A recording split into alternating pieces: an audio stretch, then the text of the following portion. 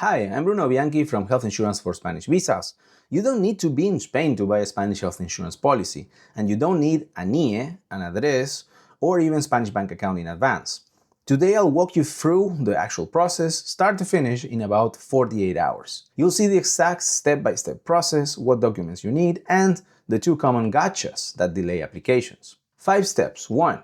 Get quotes from your 2 or 3 shortlisted carriers, and if you want to go with my personally vetted partners, just go on healthinsuranceforspanishvisas.com. You will find brokers that cover most of the carriers for Spanish visa compliant policies. 2. Confirm in writing that the quoted plan is the no copay, no waiting period visa compliant tier.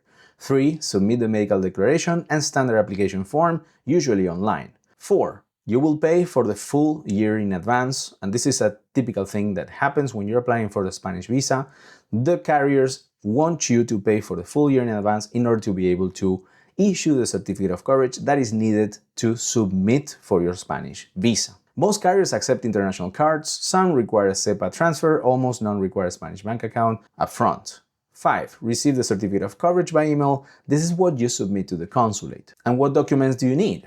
Passport scan, email address, payment method, that's the minimum. Some carriers will ask for proof of address even abroad, a utility bill or rental contract from your current country. They generally do not require Spanish documents at the buying stage. Your NIE, Padrón, and Spanish address get added later once you are in Spain, and usually you get your NIE issued with the Spanish visa. So usually the carriers who are used to comply with this type of policies for Spanish visa applications, they won't require you a NIE in advance, or Número de Identificación de Extranjero, which is the number that identifies you as a foreigner in Spain. Let's talk about 2 gotchas. First, don't buy from a carrier that requires Spanish residency to issue the policy. Confirm before paying that they issue to non-residents. Sanitas, Adeslas, DKV, and Asisa all do. Some smaller carriers don't. Second, confirm the policy start date is flexible. You may not arrive in Spain on the exact date you bought the policy.